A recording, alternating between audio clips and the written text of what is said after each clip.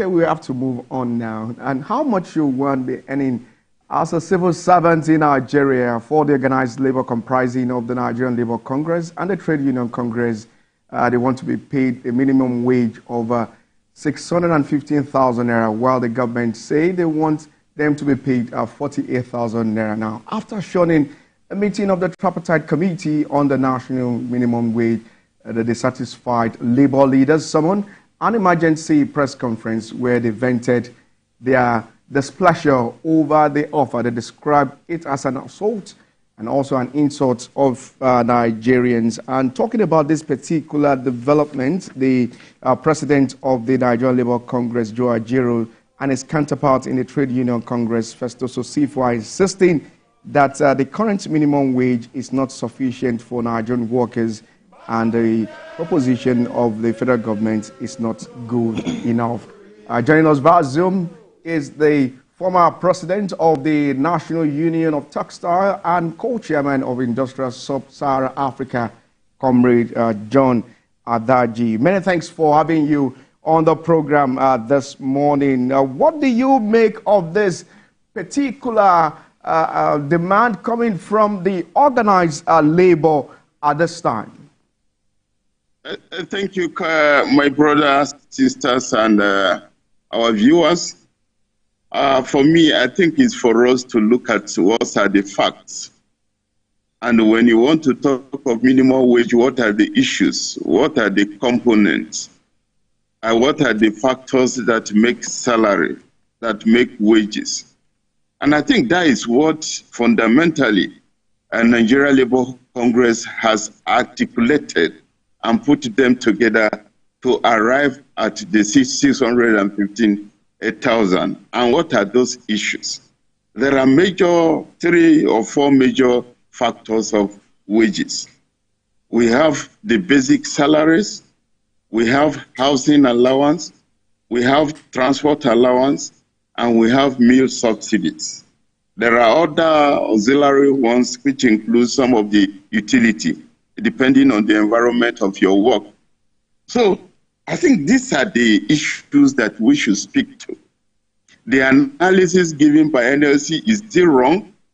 Is it not a fact that we woke up on May 29, 2023, when the president took over and automatically withdraw the fuel subsidy?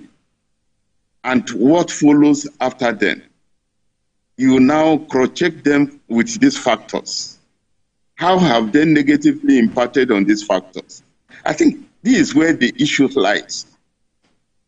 When petrol rise from 165 per liter to 600 plus, and God knows what it is today, then you look at the percentage increase and the implications of fuel in all lives in terms of whatever you do, whether transportation, whether cost of food items, because they are transported. And recently we woke up again with the problem of increase of electricity tariff. This has impacted negatively on the wages. So these factors are all affected. And that is why the demand of Nigeria Labour Congress is genuine, is proper, and is in the tune with the reality of where we find ourselves today.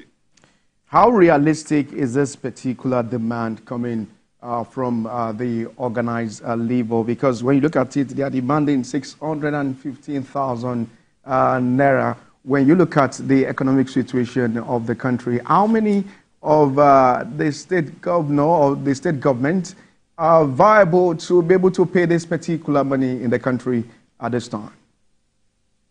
Thank you so much. First is for us to appreciate the principle of negotiation.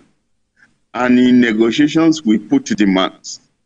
The proposal normally in collective bargaining might not be the position that will be arrived in the course of negotiation. So what we have today is what is known as a proposal. I don't know, and the leadership of NLC would certainly have their target, But it is clear that both parties should discuss in a good spirit. And that is to say that you look at the prevailing factors and move in that tune. And I'm very sure if they do that, they will meet somewhere in the gap.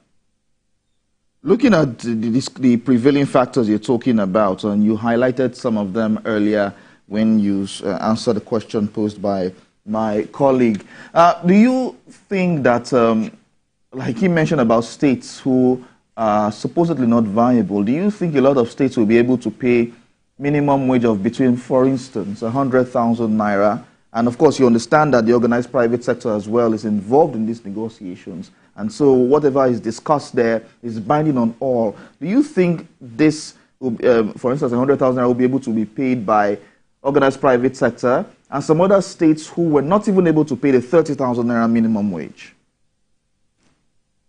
Let me say that and put this narration correctly, that as it is today, we need to return to the table and ask from the time that the minimum, the fuel subsidy was withdrawn, what is the percentage increase in terms of allocation from federation account to the states?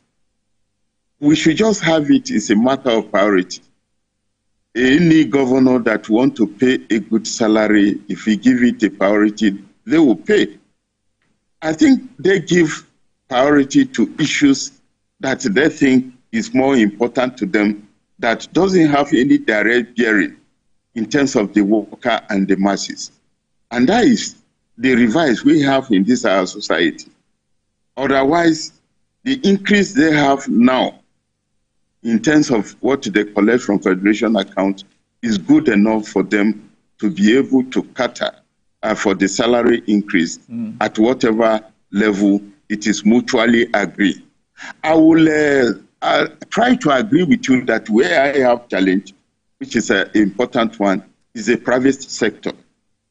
And in any society, a progressive society, government will make a provision, even sometimes go to the extent of giving a waiver, a tax waiver or tax holiday, to ensure that industry survives and industry will be able to cater for this. Let's bear in mind that the immediate and remote causes of removal of fuel subsidy, as claimed by the government, is that it's few that are benefiting, and the majority of the masses are not benefiting from God-given product that we have. And they do this. If they have done that, and it means a much more money available for them, the only way it can trickle down to the masses is through wages. And let me add this to the discussion, right, because sometimes we look at the percentage of the workers and we conclude that it's just few people that are working. All right. Mr. Adaji, there's been this agitation or this argument about the minimum wage or the living wage. Which way should the labor unions be looking at this time? Let's just get your reaction for just 1 minute. Thank you so much. I think in an ideal society, the best is the living wage. But I don't want to sound too optimistic that what will come out will turn out to be a living wage. Because the way Nigeria is a country that you can't predict. Yesterday, you have the Naira-dollar rate at so level. Tomorrow, it turned to be another thing. So it's unpredictable. And for us to conclude that we are working towards a living wage, I don't think it's close by. But let's get something doing, get the correct minimum wage, and we'll be looking at if the economy stabilizes. Mostly many thanks for joining us on the program this morning. We've been speaking with the former national president of the Union of Textiles and also the co-chair of the Industrial Sub-Saharan Africa, talking about Comrade John Adaji. Many thanks for joining us on the program this morning. Thank you so much. It's a pleasure. Well, very interesting there. Theophilus is all about the issue of money at this time.